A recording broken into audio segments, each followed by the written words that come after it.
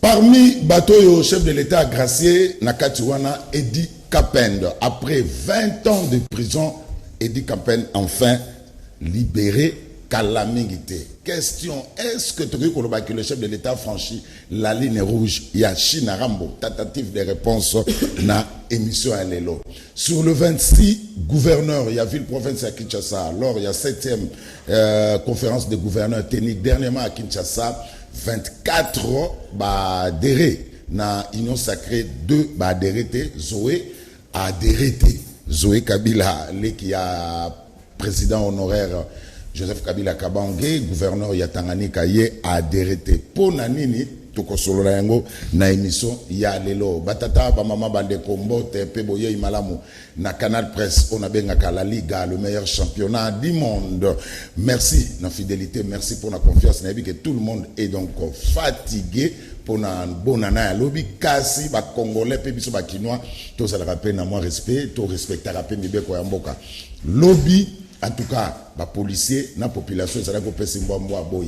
Il y a la police qui disperser la population pour que ne lala mais ba kinois ba boy ko kende ko lala bango ba lobi ba reféter tina tongo respectons mibeko ya mboka il y a un couvre-feu de 21h à 6h du matin soko ningo fêter na kati ya ndako na biso to fêter na bandako où est le problème to la mo na tongo to ye musala donc to ye ba ko respecter ba mibeko ya mboka mbote mbule so beta na Kinshasa to banze so beta ndambu to senga e beta makasité parce qu'à Kinshasa après la pluie c'est le mauvais temps to risque ba inondation ezala susu na Kinshasa mbote to za bongo mokolo ya samedi 2 janvier 2021 deuxième jour il y a Mbula Oya 2021 tout ça wana pour la numéro ya Souka il y a la Liga le meilleur championnat du monde au Tobengi Canal Presse mbote na équipe technique la monezaka Coupar Bola yemom ta simulé 3 caméras merci na Coupar Bola Mike Amwa Kaza na réalisation moi na Lemba Gimpu tous les gars maestro Azali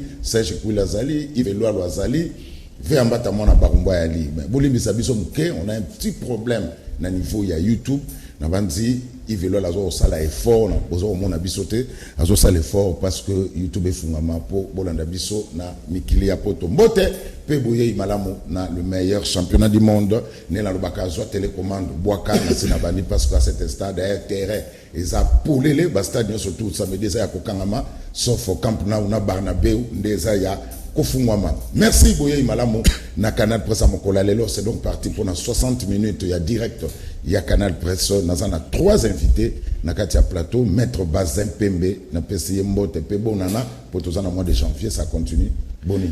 Merci beaucoup Ndeko Zulu merci na ba congolais nyon surtout ba ba kolanda biso merci pe na ba co-débatteur na ngai na plateau à télévision na souhaiter bango ba meilleur vœu na PCPOP Mobu Mulamu.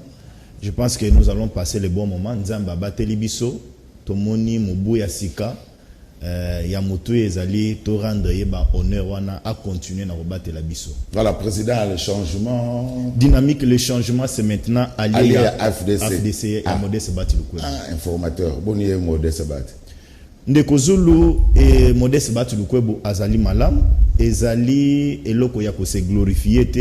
C'est une responsabilité oyo mokonza mboka lelo asili ko confier ye esengeli biso ba ye tozali ko accompagner et ça la biso lo lendo te mais toye ba ete azali na devoir moko de redevabilité vis-à-vis ya mokonzo ya confier mission wana vis-à-vis ya peuple oyo azali ko souffrir et puis azali na obligation ninge to lobaka na droit des résultats et puis tokosenga pe na député nyonso tout oyo Modeste Batulukwebo akoyeba comment consulter bango bayiba que intérêt général ya nation ezali au-dessus ya baglivage politique, au-dessus ya ba couleur politique na biso parce que toyali na bien-être oyo ezali sebo bele moko République démocratique du Congo. Merci Maître Bazepembe. Alors, Ndeko Rodrigue, porte-parole adjoint en vol parti à honorable Délice Sanga Impong Jaka Senekapitu Mbote Ndeko. Mbote Ndeko Zulu Yaliboso, bonne année, meilleurs vœux. Toko Timbolo ya Sika 2021 qui moi année en bilinga moi mingi to batu ba perdre bandeko moi ebele mais oya motuya ezali ndenge toko loba mikolo ilongo honorable c'est ça en esprit à bien bonne année na ba congolais nyonso Toko Timbolo ya Sika ba défi ya Sika na présenter ba vœux na ngai na kombo ya parti pe na kombo ya président national na presse congolaise mobimba pamba te bino bopesa biso espace ya kokutana na population na présenter pe ba vœux na ba ndeko yanga bazana nga na plateau pona kosola ikolo lelo na pesi pe ba vœux ebele ya bonheur ya santé ya longévité na population ya bandalungwa nyonso na koyebisa bandalwa na bandaloise que etumba pona stade municipal auto bandaki uta année passée to continuer yango avec beaucoup plus de force cette année. Je vous garantis que tout le monde tokobundango kino mokolo ba travaux ya construction ya stade na biso ya municipal ozali patrimoine commun na biso ekozonga pambate ba député na biso ya funa ba député ya bandalungwa ba bwakisi likambo yango chezate biso mongo population tomisimba to bunda pona likambo yango. Voilà, par rapport au stade municipal, il y a Bandalungwa, je crois, semaine prochaine, Namona Okitawana, Nazonan Bilili, je ferai tout un dossier sur ces stades, parce qu'il y avait 4 stades municipaux. Il y a Matete, comment opérationnel, il y a Barumbu, et comment opérationnel, il y a Delvo, et comment opérationnel, sauf il y a Bandalungwa, Misale Katana Nakati. Atababo, il a filmé, Nazamon Andal, Naebi Place, Nini, Mebeli, Naromata. Na caméraman pour filmer. Je ferai une enquête vraiment. Na un seconde de Zulu, on a stade ministériel, il y a le ministère municipal à Bandalungwa parce que jusque là, et comme ma titi insécurité, donc abandonner le stade quand ndengwana. Pe mutumura le bakazate. Donc de Gorodi Gazan a raison. Il y a un quel député au Azolo Belayango stade municipal à Bandalungwa, c'est vraiment malheureux. Tout le monde a commis dans Makambo. Il y a politique, tout le monde a commis dans Makambo. Il y a union sacrée, mais on a oublié le Kambo stade municipal à Bandalungwa. Rendez-vous en 2023. Merci beaucoup. Papi Moussa Ada Toka Djoule, bonne année.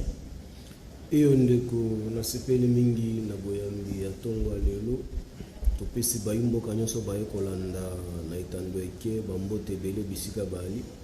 Le meilleur veut aussi na baiko débatteur nanga ba cameraman surtout tout le monde na bango kala tukutani lisusu to eko pesa na autorité morale nanga lisusu ifo makasi Joseph Kabila kabange musada toka ju to evike makambo ise bandi déjà donc moto ali kopela to biki bayi kongomani bazala attentif na émission lelo makambo kitoko ya makambo kitoko ezali voilà règle du jeu boyebi yango na bandi kende bozawa tout le monde bino sur bozaba intellectuel. On va faire un débat républicain, tout ça la banalise à Kitoko. Donc, Toko, tu as la vie privée, tu éviter diffamation, tu éviter appel à violence, tu à haine. Alors, Maître Bazepembe, attaquons le premier sujet. Le 31, tout le monde a qui, le chef d'État signé ordonnance, Baouda Zérebélé, mais mon co Ezalaki Wana, Ezalaki Bono a gracié Batou.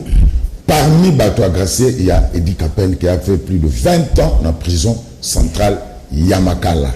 Question, est-ce que Félix Antoine Tshilombo a franchi la ligne rouge? Il y a Raïs Chinarabo. Merci beaucoup de Kozulu et Ali Mutuna Moko ya Mayele Ebele et Sengelipe Ezwa Moto ya Koki Kope Sango Mayele ba Congolais place Bazali Motote asili ku ignorer Kendeko Edi Kapend a sambisa maki na dossier ya un ancien chef de l'État nous est Laurent Désiré Kabila paix à son âme. Après procès Wanandeko Edi Kapend asila ikozwa et tout il y a peine autobengi peine de mort. Ndeko Edi Kapend tango afani na boloko chef de l'État actuel azui rapport outa epa ya bandeko ya prison autobengi directeur à prison que comportement ya ndeko wana na kati ya boloko et s'améliorer. Il est en bon terme na ba voisin na ye. Si sonyo surtout to yebe ki tango handicapé na zana boloko yoka politicien le lobby à côté na boloko abimi non ka ya maladie. Ba évacuer mais de quoi to tika lo yoka ya ta malaria soki betier famille na ba ko le kanabitando ike ba ko ça la déclaration té. Biso au sein de dynamique le changement c'est maintenant nous avons salué mesure au chef de l'État a vu. Pourquoi? Parce que dossier na ye de même que ba condamné qui e banda ko porter confusion. Ba te belé ba banda ko loba yende mutu aboma muzete. Ba mususu ba banda ko loba yende aboma muzete. Mais aujourd'hui en tout état de cause le chef de l'État et azali magistrat suprême atali mubeko na biso ya mboka asali recours na constitution na biso na article 87 na la constitution ezali awa congolais sengili bayo ka constitution ezali ko loba boye le président de la République exerce les droits de grâce. Point. Il peut remettre virgule commuer ou réduire les peines. Chef de l'État Atali ezaka ke bi kapel ye mokote bazali liste ezali ebele Atali et dit qu'appelle condamné à peine de mort. Mais Mobeko ezali kopesa président de la République Ndingisa et que ceux qui condamné Moutubongo, ceux qui ont mon comportement à niveau à prison échangé, à qui qu'on réduire peine à une peine de servitude pénale. Et dit qu'à peine à qui réduit. Et tant le chef de l'État mon peine à réduit et que dit qu'à peine a franchi largement moitié à peine. C'est-à-dire à salir 19 ans. D'accord? Quoi ajouter les 19 ans et demi. Donc 20 ans sur le français on peut même arrondir par défaut 20 ans. Chef de l'État attaque à l'obino, il n'y a pas un problème. Sur base à temps on va consulter, peut ma magistrat va trouver que non, il n'y a pas un problème. Azumo koloto à l'obino, yena baninga na iba bima. Est-ce que le chef de l'État Sani Ali Kozoki Sandeko Joseph Kabila? Je dis non. Le président de la République s'est conformé à la loi. Il s'est conformé à la Constitution. Na o ezali ba prérogative constitutionnelle na ye. Donc ndeko Joseph Kabila lelo akozala les étés. Famille Joseph Kabila bakozala les étés. Le chef de l'État a fait que référence à la loi. Ce qui bandeko ya famille Joseph Kabila bako manifester ma mécontentement. Ezali pe ndingisa na bango. Ezali pe droit na bango. Ya bango ko komela chef de l'État. Papa et na oyo sali biso to nimi ya moté. Mo konzipe ata na bango analyser pe ba élément de preuve na bango. Ce qui va ko ninge to no ba grâce ndeko. Et dit qu'appelle et que bazali mécontent. Ba senga na bazuzi et que makamangwe banalisu. Ezali droit na bango. Donc au stade actuel, le chef s'est conformé qu'à la loi, on peut que s'incliner dans la loi. Ceux qui se trouver lésés, ça n'a rien à voir avec la politique à l'intérieur pour nous blesser de Joseph Kabila Kabange. Mais nous avons salué à l'unanimité même classe politique congolaise. Celui qui a un sondage, on comprend que le peuple congolais, il est d'accord pour la mesure de grâce au Bakordé dans des Kapen. Voilà, avant de mettre Rodrigue, nous mettre Bazabino Bozabatami Beko, il a dit qu'appelle il faut que nous fassions un article. Papi Moussa, est-ce que vous avez lésé la libération et dit qu'appelle?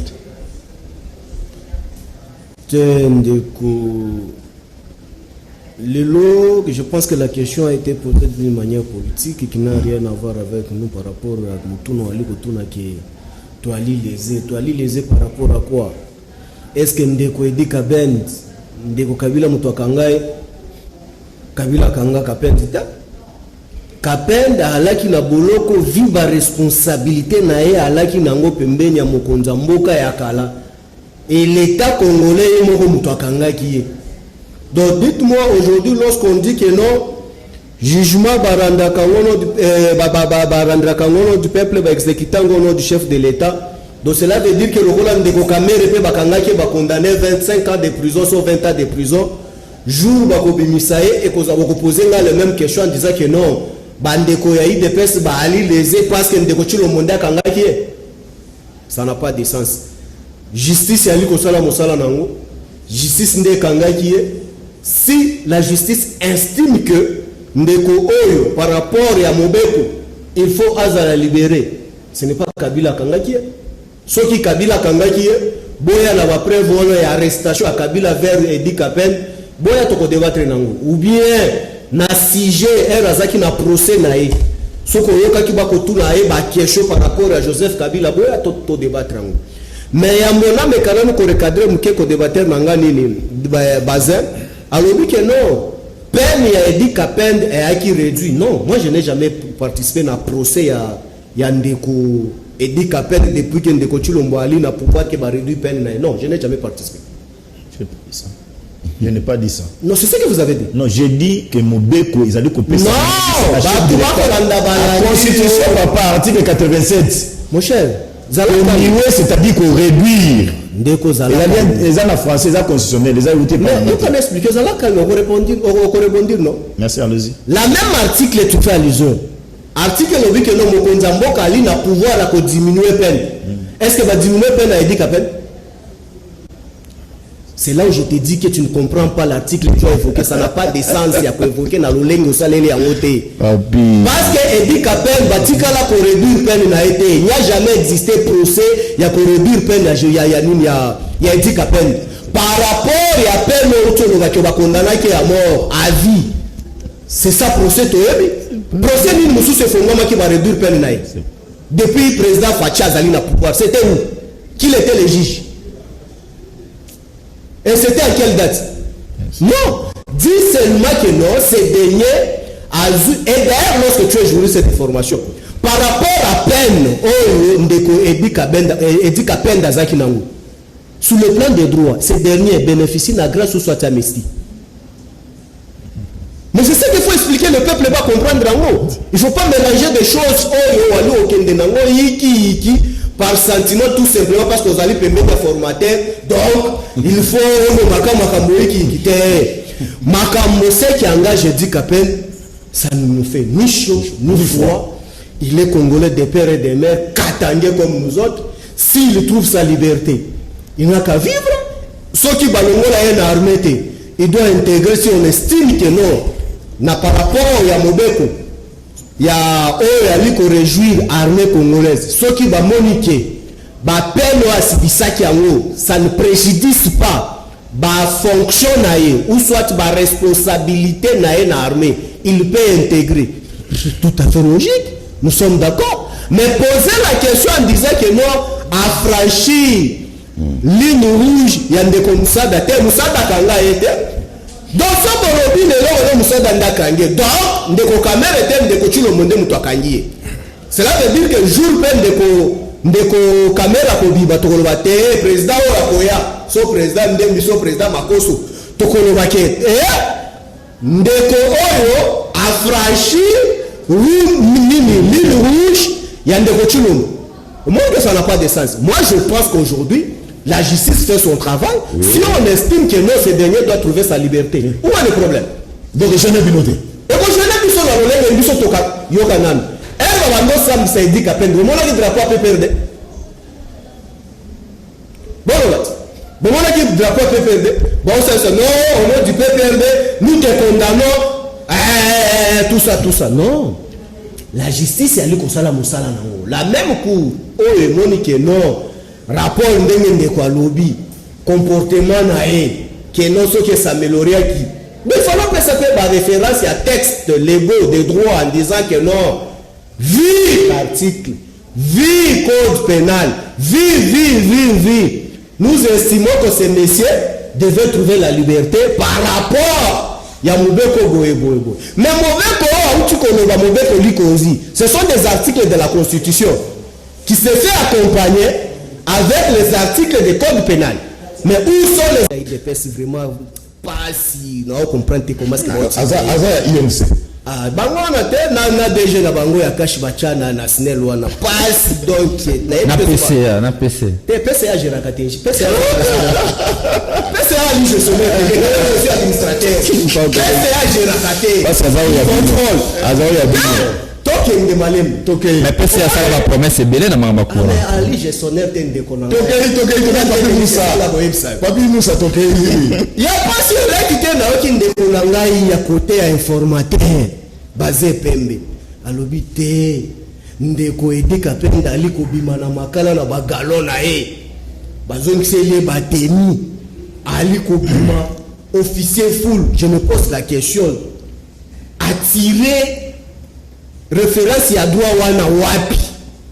Un condamné oyo bakata ye galo en pleine séance après avoir condamné ye kende olongwe na mapinga casier judiciaire na ye beba déjà pour l'avoir déjà être condamné na lolenge ba condamné qui ye. Voilà, il nous apprend encore une violation permanente en disant que non ndeko wana kobima na makala na grâce ya mokonza mboka tout en étant officier supérieur alobi ya kobima na galo msusu donc ya kobima na galo rouge. Lokola ali colonel akobima na galo msusu rouge. Général Malamoko, juriste de formation. On moni que iki ali mingi vraiment ba étudiant na biso ba kolanda biso botika kolanda ka basé oyo mwana bahati. Alors bi msusu akia musika sans contrainte. Ba gouverneur ya ba province bango monde basala ki communiquer que non tokomi na union secret. Et na lobi te ndeko oyo ali na iki mingi na mutu na ye. Parce que président de la République na basise wana ayambi ba gouverneur nyonso tout akomi ko prêcher bango union sacrée. En leur imposant leur adhésion des forces pour masque qu'il faut bakota na union sacrée. Et ça qui médiatise ndeko na Holanda ka yango te. Si quoi sans contrainte wana okoloba français à sans contrainte wana où est-ce que tu fais ça? Et puis, toke musika olobi que non de Kozoé a signé. Oui, de Kozoé a signé, c'est par rapport. Il comprend que non. Union secret, c'est un fait privé. Il y a mon compte. Comment est-ce qu'un fait privé peut gérer une institution? Comment est-ce qu'un fait privé peut gérer les institutions publiques de l'État? C'est pratiquement impossible. Il y a un monde pour comprendre que non. Il est vis-à-vis, il y a ma responsabilité, mais il y a conscience, avant il faut signer à moi. Mais il prêcher, il fallait même aveugler biso, à signer document qui est allé na biso ne azala cannabis tende ko biso to ali bongo te biso bakabiliste que ceux qui toke kuna parce que toke ko luka mwamba lokola bino bokende ko luka bozali dans ndeko chilombo te mais bo signer boko sa ke bozali na ye au moni moralité ngana kondanaka les immoraux qui tout autour la mokonza mboka sans idéologie bo ali na ye te même boko kosa ye ke bozali na ye au manque wo boko batini yo oye ko sanza yango ya wende zoe kabila akokaki ko signer yango te.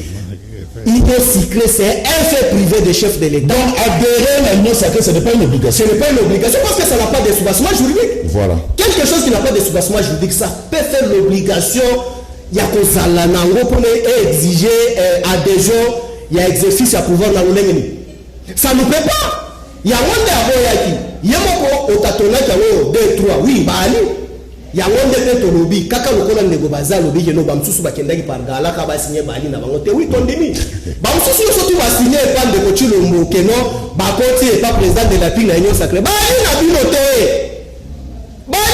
te même ba bino bali na yete to yebi pourquoi est-ce que boke kuna mais biso vis-à-vis à ba responsabilité na biso na conscience na biso to lingi koko sate to boy ko signer parce que ça fait privé to kota yango te. Alors, député, il faut total là. Ndenge mokonza mboka akoyamba ba député total dimanche tendeko. À un certain moment bino bozo wela ka ba opportuniste otolo ba conglomérat des opportunistes oboke kotonda pembena mokonza mboka. Je pense que les peuples congolais faillent toi s'attendre les côté la union sacrée. Toi kana makambo ya porte-parole la union sacrée yo ya koloba wa bato ba adhérents. Oh, bakoyamba ba député tendeko na ba obligation ni mokonza mboka kozalaka na musala bosi bopesi ndeko bahati charge ya ko identifier ba député mais kasi sikonde ko mokonza mboka ayamba ba regroupement mabe ayamba ba député mabe ayamba ba sénateur mabe bino boza sirke no ba député basi balongwe chez biso bakomi chez bino libela mais wali ko banga nini ko banda ko benga ka bango chaque jour bakutala kana mokonza mboka.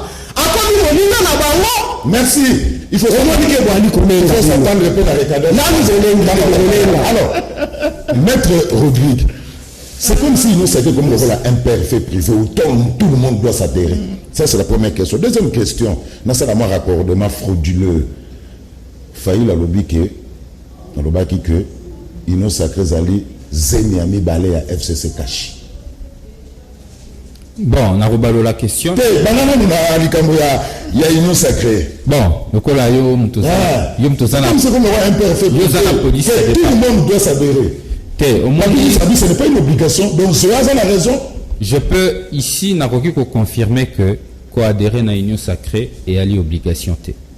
Mais cependant, il faut que l'Union Sacrée ils allaient comme politique mon côté salami contre Bakam Moussous. Non pas comme politique mon côté salami pour na Bakam politique Moussous. L'Union Sacrée zalité pour salami pour na envol, to salami pour na IDPS, to salami pour na FDC, to salami contre FCCT. L'Union Sacrée est à la philosophie, à la dynamique. Dynamique où on est qui déjà une impulsion. Préconfiguration nango, j'ai très à démontrer que ça qui possible. Le col à toi koyo kanate na makambo belé, to vanda biso ba congolais, to longolana ba camp politique na biso, total intérêt en mboka. Yango wanande union sacrée. Union sacrée ezali commettre les points, non pas sur l'intérêt à autorité morale, non pas sur l'intérêt à président de la République, non pas sur l'intérêt à honorable Sessanga, mais na intérêt à ba Congolais. Parce que ba Congolais ba les dit pas si mingi. Et c'est là qui n'a biso tovana à un moment donné, total la direction moko. Yango wana union sacrée. Mais si koyo, loko les alliés dynamiques politiques ya sika, oh ba kobenga mo pepe ya sika pour un changement. Motonio sote azali obligé à cause la d'accord na changement. Et ça la batu mususu il faut bazala na droit na bango erotika la na statico na situation ya kala baboyi ke makambo évoluer ezali droit bakoki ko obligé motote ya kokota na union sacrée kaka na cadre conférence à ba gouverneur na yebite soki likambo ezali ya solo na yoki que ministre intérieur a sala ki communiquer ko petisa ba assemblée provinciale au bas de choix ba gouverneur non et non et non à un moment donné il faut arrêter certaines choses totika la ba légaliste. Les provinces jouissent de leur autonomie conformément à la loi. Beaucoup qui ont imposé élus provinciaux comportement vis-à-vis Yabato Bango Baponaki. Ça, en tout cas, moi personnellement, je ne suis pas d'accord. Respect à Mibeko. La loi sur la libre administration des provinces ne met pas les provinces sous la hiérarchie. Il y a ministère, il y a ministère intérieur, mais tiens, sous tutelle et ça a des conséquences administratives. Décision il faut le dire que ça ne peut pas se faire. Ce qui te lobby makambo union sacrée et aller pour na koboya makambo ya ndenge wana. Ce qui te na makambo union sacrée et aller pour na koboya ba dictat ko uta epai na epai. Tozali na union sacrée biso en vol sur base de principes. 1. Réforme électorale. 2. Assainissement à la question à finances publiques. 3. Stabilisation à la question sécuritaire. 4. Union sacrée et koki koko mate esika oyo bato bako yaka ngulu kokabola ba poste yango to lobi boyi. Il faut que gouvernement moko réduit na oyo ko ya union sacrée. Et à la gouvernement moko ya il y a à peu près 35 personnes au maximum. On a une proposition biso en vol et le monde a basé très tôt que ça. est libre. Donc azali libre la kokota ou pas atikali congolais biso to ba biso en vol toza ba libéraux. Tokoki kondimate ke ba dictateur ko imposer comportement à ba citoyen. Ya mwana to quel système akala nde to ponaki rupture ezani eza union sacrée. Union sacrée za Zemiami Balé ya FCC Cash. Bon, mon plus grand regret lelo ezali ko constater que Martin Fayulu, le président Martin Fayulu, je préfère en tout cas que le baron a ba différence nyoso parce que la ligne moko ba leader va munene ya mboka na biso. Le lisumu na bango olie bazwa tant lelo baye sa population. Qu'est-ce que ils attendent? On a au plat des réformes, on va tricher qui sont qui plat des sorties de crise dans le pas honorable c'est ça. Au lieu na rester na sortie na parce que moi ba soda na misa toto 4 baleki qui na ba TV ko bagé honorable c'est ça a copier qui sont qui les kambo ya plein sortie de crise les kambo ba réforme nyo surtout ko salaka na envol ezali likanisio Martin Fayulu le bas et aller le kuta. Martin Fayulu en principe il faut y ba être na makambo etali ba réforme na Congo. En tout cas, ce qui est là, na moto, c'est que là, donké na papier à moninga. Na donké na papier à moninga ali. basoda na yo bakoleka na TV bakobaka likambo bayeba soki moto akotriche moto na makambo teli bareforme ezali ye pamba te azala député provincial na vie na ye tout le monde a réforme te akoma député national na vie na ye a proposé ta réforme moko te tandis que honorable Sesanga akumbela ba réforme asala ba réforme soki réforme moko akumbela ngoye moko te soit yende moto a proposé ye moto asala yango donc koya na makambo ya ba zemi ezali populisme moko zangi tina oyo esengelaki ya lobalo na kati ya plan ya sortie de crise bareforme ya koproposer biso ezali nini esika peuple akozela ye ngai Martin Fayulu na bareforme ngai na koproposer ezali oyo te ya tikali générique na koproposer réforme mpo na koassocier babaka mpo bazomona ondie population zoba oyo population elingaka oyo eza sensationnel te biso mpo na biso politique il faut ezala rationnel nde akolobaka makambo oyo ezali zemi ya mibale non eloko fa comprendre ezaki na 2023 à cause de la candidat président de la République, j'espère. Oh, la population zélanaye ezali nini alingi ko sala étant que futur candidat président de la République. Oh, la population sengeli a pèse la confiance. Ba débat, ba discours, ba tournure ezangi tina akomeka la politique o IDPS ko sala ka kala ko politique on IDPS pe moto yebi ko sala ngo esi atiki. Merci. Ah, na ba difficulté makasi yango na ko insister oh ezali important bato il faut baye baba kota na distraction ya président Martin Fayulu te ali vraiment distraction yemo ko ozala na candidat président sous mandat ya Félix Tshisekedi tant que ça élection en 2023 donc nous ça ko lobeya mo pepe merci oh important ezali lelo ka politique ne faut baye ba soki ba ko beta lisola réforme ya liboso honorable Sesanga koki ko copier ya sortie de Christ pour ali papier volant et à la continuité donc on zela ba pesa contenu na papier volant na bango yami balé makambo ya réforme biso ba réformateur en vol ADN na biso réseau d'existence na biso ezali to ali là ba réformateur et puis toi ba libéral merci donc toi merci alors maître Bazin nena tana ba message parce que ba question pe beleza za pe abino ba tout le monde ba question tout ça la ndengwana to tangi sur question ça yo répondre rapidement mais na plus une minute si tu peux quand même comme ça la paix droit de réponse na ou bien toilettage technique il y a na sengia toilettage technique na oyo papier Moussalobi 1 minute 30 c'est tout temps ba message de kozulu na ba congolais ba ko la biso na landi na bokebi nenge ba français ba lobaka avec oreille ndeko nanga papier Moussa mais ya mutuya oyo nga personnellement na kangi ata lokote je demanderai seulement à Ndeko Nangai, on vient aussi pour na toyebana, mais pour tout ça la paix débat moko scientifique. Pour na baoba kolanda biso pe ba soutirer quelque chose. Comme Melisanga makamunga na lobité.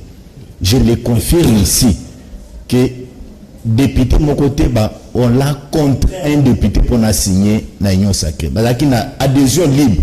Si Joé n'a pas fait à Sali et Talié, mais dans le lobby, et que Joé, il faut aller qu'il a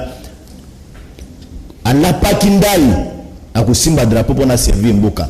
Famille, na nation, il s'est là, il va servir nation, à tika famille. Il a voulu qu'on l'a pas, il y a un mais moi j'ai dit quoi? S'il vous plaît, moi je t'ai pas dérangé. Non, mais tu ne t'es pas dérangé. Moi j'ai dit quoi? C'est là. Corriger Nanini. S'il vous plaît. Ma protéger, habitué à ça. Tu sais le souci, le lieu à Congolais avec Union Sacrée. Ils ont la net FCCT. Union Sacrée c'est quoi? Il faut chanter s'il vous plaît.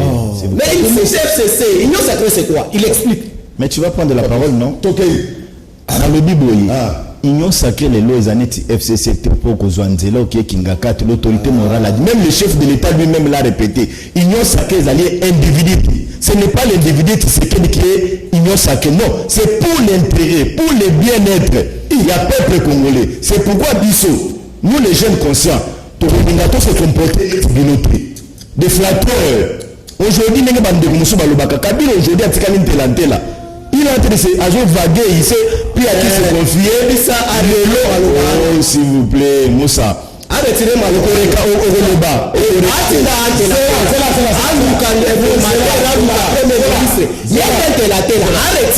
là. Oui, c'est là. Télater les infractions. Pour ça, la débat. Non, oui. Télater les infractions. C'est là. Quand tu dis que Chine a bazan télater là, ils ont bien retiré en gros comme ça, chargé. Bah, tu ne télater.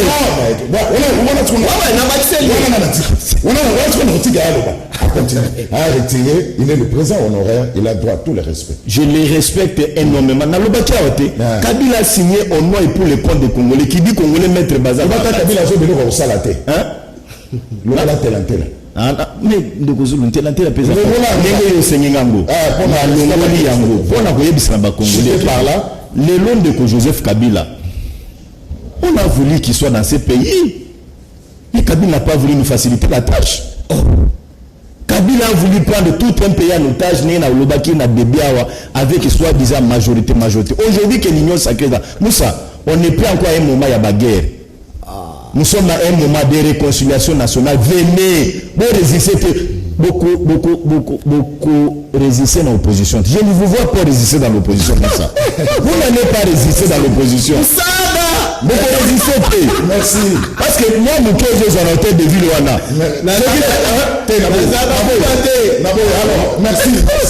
merci. Alors, tout ce message. C'est une minute à vous non. Pourquoi nous tenions sacré? Bonjour la Liga. Naningi, Papi Moussa a répondu à la question. Mais, on quoi ça répondre à on déconne. Abibo tout n'a pas question, ils ont un sujet. Ils ont cadré un sujet. Est-ce que le gouverneur veut permettre intérêt à l'Obaki que le gouverneur va le pendant 2 ans? Papi Moussa Bin, nous avons un gouverneur à FCC. Bolobini. 5 secondes. On a 5 secondes dans l'ombango. Nous avons une question pour comprendre que nous sommes secret. Et à lui, qu'on a bien wapi. Violation permanente. Papa, on est juriste de formation. Tout ça, les 5 ans à l'université pour tout le temps. Nous avons la Mouki. La province a une autonomie à gestion par simple communiqué. Mais gestionnaire à gouverneur. Merci. Sur base de quoi? Merci. Voilà comment est-ce que Boali Kobomamboka na union sacrée na mini. Merci. Nous avons dit président, pardon, ou non, Djana Maïgod. Et ça va nous non. Bato est-ce que quand Bongo va le chef de l'État comme ça, va Congolais na ba millionnaire. Maïgod, ya wana. Président, pardon, ou non, Djana Maïgod, Bakilité, Bazali Awa na Kinshasa, Jean-Marc Kabou, Tele la biso, Likambo, la pesa biso, Bambo na biso. Mais ce qu'on fait bateau. Ah, ils ont la pile de merci. Chef de l'État. Merci. Message. Mbote la ligue de Kozulu biso awa na kimbatseke na biela na susiati ya wenze ya lisolo bakulu na bakomi na minduki na bakraka kokanga batu. Ça c'est scandaleux. Général Kassongo Fatala. Bonjour de Kozulu, Ezamai Eli Toubala depuis Ngalema. Na sepuni na ba invité à l'elom na Papi Moussa Atika Kijale le Kabila. Merci. Papi Moussa Atika Kijale le. Bakonzi to sengi na bino pardon bolande la biso mbongo na biso my God na umoja. C'est très sérieux. My God na umoja bazwa to zalina na Congo bazo la biso mbongo na biso. Vous escroquerie au grand jour. Bonjour, nous sommes tous qui présent Fati P. Présent Fati, il y a Pekisa qui veille, mais n'est-ce pas quoi veiller qui. Mais, bah répondre déjà question à lobby na canal presse. Bah répondre déjà.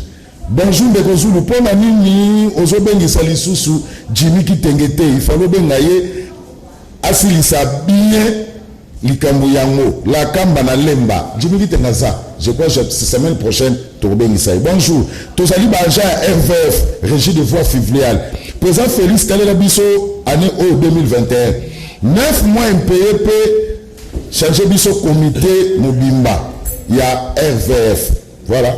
Bonjour Bekozulu peu bonne année na Sekative Zangaï Moïse depuis IPN merci beaucoup na Fatih Béton azo frappé merci Ndeko. Salut de Kozulu, na bande ko nyonso na plateau eza na neti. Et dit qu'à peine abimi to toté, bon la biso vérité to yeba. Il dit qu'après la Robimatote, 2 secondes. Bon, le ministre a signé déjà le document, la formalité encore. Je pense que ce gars, dans une semaine, il va sortir. Voilà, Ndeko Nazer, Oyoki. Bonjour, Canal Presse. Bobeng et la biso bato à Valentin Moubake. To sengi mingi, s'il vous plaît, Zaradi Moubake na ma tête. Bato à Valentin Moubake parti, il est pas signé. Le peuple. Il est pas le peuple. Tu ressens les photos de Bato à Valentin Moubake. Bonjour, tout le bazin. Désignation à bâti par un communiqué à Birkab. Et c'est normal. Pourquoi Bafungoli procéder pour que vérité y a l'Iwa, il y a Mouzé Kabila, patience depuis l'Emba. 5 secondes. De Kozulu, on a Congolais, question on a créé polémique. Il n'y a aucune violation. Il y a Mobeko. Tant que Mokonzambo a signé communiqué pour nommer sénateur Modeste Batulukobi, il n'y a pas de violation de la loi. Et nous avons vu même à l'époque avec Ndeko Joseph Kabila, là c'est fait. Merci. Donc il y a très à violation à la Constitution. Babi a besoin de procès à Edi Kapen pour la vérité. Bon, Ndeko Edi Kapen a dit Bima Boloko, ceux qui ont estimé que non, Azali innocent parce qu'il réclame la innocence, ceux qui ont dit Bima, Asenga. On a les endroits naïe. Surtout que les mesures de grâce, je ne le vois pas. Azon Galiso devant Baba. Merci, Papa Franck depuis Tsele. Papi nous sorti qu'à Kolobama Beko n'a pas menuisier. Qui tu as vendeli, menuisier, même dans sala yango. Le coup la sala politique, nous tournions sauter à la sala politique. Tendeko, tu as appelé ça, papa, on a peut-être à interpréter qu'il y a un moment. Papa, n'a beaucoup de respect dans la menuisier parce que nous sommes surtout dans la menuisier. Mais n'a pas dit que le menuisier n'a métier naïe, bah, il y a police droité. Il y a déjà technique mbalamoko mais ce qui se retrouvé devant mutulokola ndeko bazeboy akoko c'est un ndenge ali sécurité parce qu'il y a le domaine na été mais mutulokola ngao to tangeli biloko na moya buka lokola ko buka na misuboy merci mbate. Merci de rejoindre félicitations vraiment dans le président de Missé Edi Kapen mais tout le monde va vraiment dossier au Bakangela s'il vous plaît c'est Kimbangu depuis l'université à Kinshasa.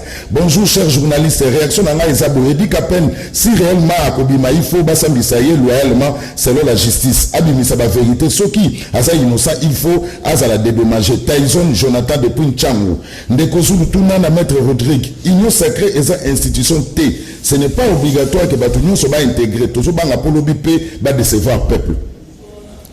Mais en confirmant, tout ça la partie état, l'union sacrée, la partie politique, était allé pour ou bien contre Batomosusu. L'union sacrée est allé esprit, est allé l'ikanissi à Sikapo, na koya, kota la kaka ba intérêt à peuple. Contrairement à Ozaki, au Salé Makala, mingi zaki intérêt et autorité morale. Voilà, bonjour, kaka maître Rodrigue. Bah, partir de ce genre d'union sacrée, beaucoup de c'est obligatoire, exaucé Bava depuis Kingassan, à auto-répondre déjà. Bonjour, de Kozulu, c'est depuis Camp Tchatch. Biso ba soldat, tozali sima ya Fati Béton. Zoé, Ayate, Tozakunate. Pe tosepeli nenge di Kapen Abimi, capitaine Madova, depuis Camp Tchatch. Maître Rodrigue, 1 minute pour la conclusion. Pour la conclure, nakoloba ete bandeko nanga nyonso message eza mingi mpona bana ya bandalungwa bisika banso bokotalanga boyeba ke ane oyo tokokota ya sika ezali ane moko très importante mpona biso parce que etumba na biso ya stade municipal ekozwa dimension mosusu ane oyo etumba wana tozokende nango moto ndeko Zulu mpe albia kocontinue koappuye biso na nzela wana kokitisa bakamera na ye nakanisi ekomi ngonga oyo patrimoine na biso ya commune ya Bandalungwa 3 stades esila esengeli mpe patrimoine na biso stade municipal wana eyali historique esila po ete ata na ndoto toyotake jeu ya francophonie ya 2022 ekokoma na kati ya Bandalungwa bana bandali mpe bakoseperana. Merci Papi Moussa, 1 minute conclusion. Na sepoli nayebi ke ndeko Zulu il faut s'apporter na action parce que nayebi ke il faut pas voter na bandal parce que rendez-vous ezali pota mona pays. Papi Moussa na kata ona oso sur maloba. Je n'ai jamais été hypocrite. Na sala télévision pour na sala politique active. Na si ça c'est là pour comprendre ni na politique. Donc je serai candidat en 2023. Voilà. Bandalou m'appelle Funa. Voilà. Soit si avant de cause là-bas voter pour 2023 tout le monde est à 15 000 sous son corrompre. Nako kingi so bambangu ndeko Zulu na il a conclusion. Même que va voter au Kobanga te mais rendez-vous de pour biso 15 000 ndeko ressemble à mabe. Ndeko Rodrigue alobi que non changement ya lina union sacrée ndeko. Omoto ali ba ilenge union sacrée ko apporter le côté. bato bakende koflate mokonzi mboka akosouffrir pamba ifo ndeko Chilombo bota bandeko nyonso bandeko babaati bakorepresente ndeko baze président Fachi ali papa mobokoli na bango kaka lokola ndeko Kabila azaki papa mobokoli na bango suka bakozonga pa batata baboti na bango ifo abota kobote fo na ifo bota ba Rodrigue Bambau pour que makambo kende liboso changement obokoloba lelo ke non na union sacré changement ezali ndeko union sacrée eteni longondo ali na union sacrée bani ye lobela ki awa babenga ki ba ko harceler pa ba docteur collègue na bango na makala tout simplement parce qu'a réclamé mbongo na ye justement wa ko sala ba risque ya covid bazwa ye pourquoi ta muntu ata makala na union sacrée parce qu'il a réclamé gestion ya covid mbongo ali wapi bolandi makambo access bank et ali makambo bato ba ali na union sacrée makambo elekana maison civile mokonzi mboka et ali bato ba ali na union sacrée siko bango nyoso tu bako kende kotonda pembeni ya mokonzi mboka po peuple azela nini courant ekateli 80 000 fois pour la émission oyo ba ali na union sacrée bako zela nini yango nde tolobi lelo te ye moko heureusement nzambe nkolo ali bolingo ache moto na mutema ya ndeko ali na milimu ngambuma mabe alobi yango keno ndeko zoe fale asinyata lokasa ke ali na biso na ali na biso te lokola biso tosali yango bango pe bali na mokonzi mboka te mais bakeka pona ba positionnement na bango formateur pour ba CV kota te pe place le lokote na union sacré et lokote ndeko adevale yango te merci tanke ndeko Chilombo aboti te akoboko la kabatata o babotama na batata mususu na ba mama mususu merci. Dans une minute conclusion pour la mission. Merci beaucoup de Kozul pour l'invitation. Merci beaucoup na bande Tozaki na ba plateau. Biso to kosenga se bobele lo moko na chef de l'état. Langage ya opposition bazana ngo oyo lobby comme la biso lisusuti. Parce que biso to reprocher ki bango na biloko courant kozalate soda ko futa malamu te mai kozalate nzele zalate nous allons dire la vérité au chef de l'état. Que opposition bango babando eza malamu pona batia biso pression et biso pression wana to rozwango to tia na maboko chef de l'état union sacrée ezala nombre réduit ya ba ministre tozo ata 35 ministres pona soda futa malamu policier futa malamu nzele ezala bien réhabilitation ya ba hôpitaux ezala 40 ministres kaka budget ya fonctionnement ya ba ministre mbongo nyoso to ebokeni chef de l'état esengeli amoni loko wana Moussa s'inquiétait union sacrée ezali bien-être il y a peuple congolais et puis ekobotama succès kozala boye malamu na opposition non bon de commentaire Fayulu nazana ba estime belé pa naye mais j'ai compris que cette fois-là alala qui un peu trop nassé makasi ndeko famille de suspendre ba gouverneur balo la bango na mosote la PCO conclut tu n'as même pas compris c'est ça on conclut on a reçu le centre de Kozulu je l'ai dit et je le répète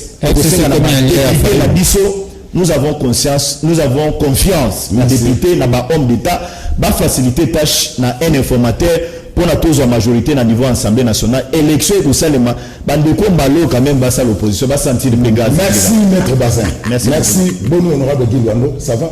Ndeko Zulu c'est parmi bilingue au bazo sala de l'autre différence dans la République démocratique du Congo. Ndeko Guilwando, tout à l'heure souhaiter bon vent à marquer by esprit quand nous avons marqué by esprit et puis bah jeune bah vous allez la reconnaissance vis-à-vis naïe. Merci beaucoup. Merci maître Rodrigue. Il faut signaler que FCC comme allié na Martin Fayulu. Yondo signé document qui était nengé à défendre Martin Fayulu.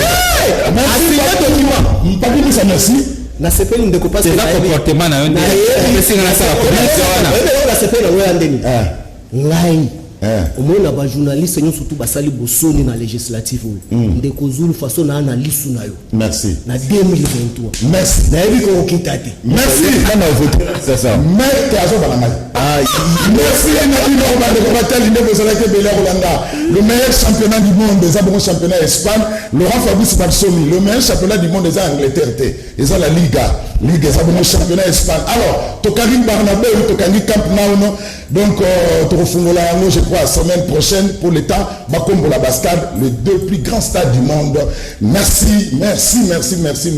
Rediffusion, il y a Canal Presse à Mokola Lelo, dimanche, na 9h50, na Canal Kin Télévision. Bon anniversaire, na honorable Eric Kimbuta. Bon anniversaire, na yo. Na bâti que l'autre okuta na poto kabolama moko. Eric Kimbuta, honorable, merci. Bon anniversaire, na yo. Bokitete, botikala toujours na Canal Kin Télévision. Après, nga, bokozwa Maman Fallon en direct pour na animation na ye à Salut Week-end, Maman Fallon a déjà wana. Botika la malamu, prochain rendez-vous, il y a Canal Presse, et ça bongo Mokola lundi. Ndegosulu, rendez-vous jeudi, vendredi, na samedi, na Contia Liga. Qui n'est un colobi pas église au besoin?